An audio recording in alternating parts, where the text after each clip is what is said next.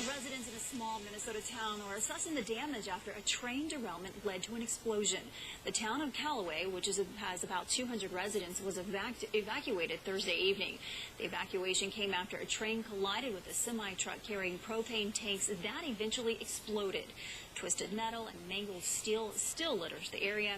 Residents say that the pictures were actually knocked off the walls of their home. Even attic entries were blown out by the blast. We had a bunch more pictures. They were all on the floor, insulation on the floor. The crawl space covers blew out. We've got a home, and on the other side we got another home. They've got siding, windows, the attic entries were blown open and sucked insulation down into their homes. Well, police say the cause of the accident is still under investigation, and it is unknown if the driver will face any charges. The total amount of damage is still being determined. 4 people dead. All things are pointing to carbon monoxide poisoning. Officials say high levels of carbon monoxide were detected in the 2-story apartment building in Delaware. Now, they say that's where 2 people were found dead in one apartment. 2 others were found dead in a separate apartment. Now, the rest of the building was evacuated and firefighters searched the complex. Police do not believe foul play was involved. The cause of the carbon monoxide buildup is unknown. A Massachusetts mother is accused of forcing her young son to steal from a store after leaving court for separate shoplifting charges. Now, police say 33-year-old woman there said she had just been arraigned in court for shoplifting charges stemming from an incident in December. Well, that's when she allegedly forced her 8-year-old son to push a shopping cart full of stolen goods out of the Kohl's department store. They say that the little boy right now is the biggest concern.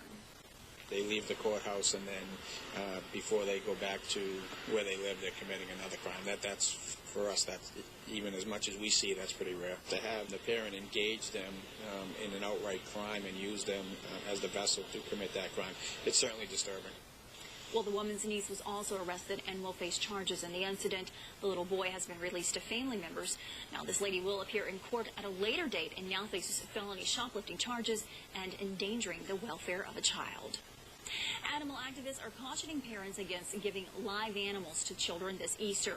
Bunnies and baby chicks are sometimes popular gifts for this type of holiday, but John Rogers tells us many animal advocates are saying that parents are often doing more harm than good. In massive outdoor cages here at the Sarasota In Defense of Animals, dozens of abandoned rabbits are cared for, and Elise Mathis expects to get more in the next few weeks. We get them mostly after Easter. People think that they can fend for themselves, so they release the ones they don't want after Easter. Mathis says these critters are cute, but they're more of a hassle than people realize. So these Easter gifts are often left at animal shelters or abandoned in the wild, where they don't know how to survive. You know, we have a throwaway society. You get tired of something, you discard it, and you don't care what happens to it. Sad. It is sad. Animal experts say rabbits are fragile and can be easily injured. They also need constant daily care and attention. They live a long time, they multiply, and they tend to damage furniture. They're not an ideal Easter gift. The newness wears off very fast because it is a challenge to take care of them. So officials say please think twice and do your research before buying a bunny for Easter. And of course, rabbits need new bedding daily. They must have a lot of space for exercise. That's why the chocolate bunnies may be a better choice this Easter holiday. Jesse, I don't know about you, but I love the hollow chocolate bunny. White chocolate bunnies. Yes. That's the best part of Easter, no doubt. All right, we're looking at some showers and thunderstorms this morning on our radar picture. Let's take a live look first, though. We're looking at downtown, the Crescent City Connection, the Crescent City Classic happening today. This is from our Hyatt Regency camera here, looking toward the Superdome and the Smoothie King Center. Pelicans playing today at 6 o'clock against the Toronto Raptors. Looking pretty good in the city right now. Not expecting much rainfall across the area, at least downtown today for the start of the day, but it's a different story near the coast right now. As we switch over to our graphics, what we're looking at are some pretty strong storms closer to the coast, and those are moving pretty quickly from the southwest to the northeast this morning. We can kind of zoom in and see what's happening just there around Buras and also toward Port Sulphur. we're seeing some pretty strong storms with wind gusts potentially to about 35 to 40 miles per hour. And the National Weather Service is saying there's frequent cloud-to-ground lightning as well. So pretty dangerous, strong storms right now. They are moving quickly off to the northeast, and I do see also a potential for some hail in these thunderstorms as they continue to push off quickly, like I said, to the northeast. So right now, that's where we're seeing the showers and storms closer to the coast, and to be honest, I think that's where we're going to see them for a lot of today. But by the time we get into tonight and tomorrow, that's when the storms will begin to shift off to the north. And then we'll see them here in the South Shore, around the downtown area, and over toward Metairie-Kenner and North Shore. We'll also see the rainfall, but not until late tonight and heading into tomorrow. Temperatures right now in the low 50s north of the lake. Mid to upper 50s, low 60s on the South Shore currently, and we're seeing light winds right now. We're seeing winds that'll be increasing out of the southeast today at about 5 to 10 miles per hour. So our setup today has this stationary frontal boundary to our south. Now that's going to start to move to the north today as a warm front, and when it does, this boundary here we're seeing near the coast, that's where it is right now. But as it starts to move north late tonight and into tomorrow, that's when all of our rain chances are going to begin to increase. So watch the forecast model indicating that the best chance of rainfall today is going to be a little bit closer to the coast. That's in the afternoon hours. Mostly cloudy for everyone else, but not much of a rain chance inland today. But as we go overnight, we start to see that potential for the rainfall to increase. But it's not until we get into about 5, 6, 7 o'clock tomorrow morning, that's when we're starting to see some heavy showers and thunderstorms draped across the area, moving in from the south. And unfortunately, that's going to continue for most of Easter Sunday tomorrow. This is 10:30, still seeing the potential for some heavy rainfall.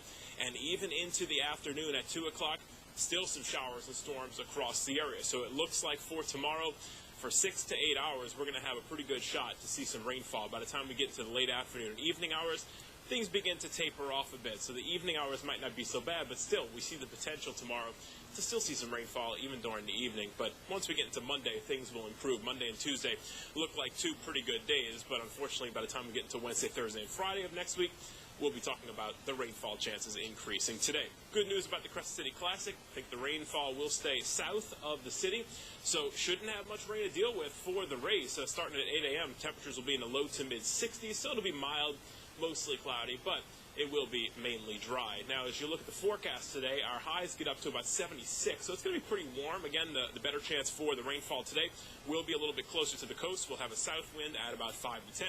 Overnight, mostly cloudy, muggy nights, some isolated showers still around, but you saw the forecast model. It looks like the rainfall potential really goes up tomorrow by about 5 or 6 a.m. Southeast wind at 5 to 10 overnight. Temperatures only dropping down into the low to mid-60s. So here's a 7-day forecast, and unfortunately for Easter Sunday tomorrow, looks a little bit stormy, 80%.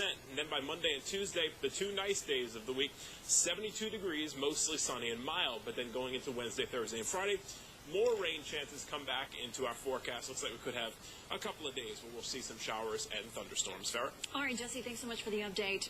Well, a 5-year-old Texas girl is being hailed a hero after her life-saving move to save her mother. The woman had a seizure while swimming, and the little girl was able to muster up just enough strength to pull her mom to safety. Reporter Andrew Ellison shows us her heroic actions, which was all caught on camera. Don't let her size or shy demeanor fool you. Allison Anderwald is a hero. What she did to save her mom, Tracy, takes incredible strength. I woke up in the hospital bed and I did not know where I was. She had no idea she'd suffered a seizure while swimming and nearly drowned. Surveillance video from Friday shows the whole thing. Allison, realizing something was wrong, dove into the water and started pulling her mother to the shallow end of the pool. It took several tries, but she didn't give up. Just to give you another idea of how far that is, she started right here and pulled her mom through the water all the way over to the steps. And I just walked that distance, but you can imagine how hard it would be for a 5-year-old to pull an adult that far through water. Once there, Allison turned her mom over, pulled her head above water, then went inside for help. Her sisters and aunt came rushing out. She was really heavy, and I could only get the top part of her out, and then her other daughters ran over and helped me get her out, and so Allison was able to do that on her own. And so it's a miracle. Allison's been swimming since she was 2.5. Summer jobs as a lifeguard might be in her future. I know. I think I see some potential there. She didn't have much to say about her heroic deed. For now, simply grateful to be in her mom's arms. Well, from the big leagues to the college league, sports anchor Sharif Ishak is up next about who's making green waves and who can be the coach over there.